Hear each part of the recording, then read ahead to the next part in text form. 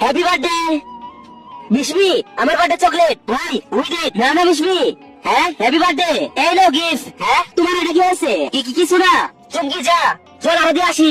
হ্যাঁ চল, দাঁড়া তোকে দেখাচ্ছি মজা। না না এটা করো না। কি এখন কেমন লাগে? এখন তো আমার কথা অবশ্যই শুনবে। গেট খুল, দাঁড়া এক্ষুনি ওকে মজা দেখাবো।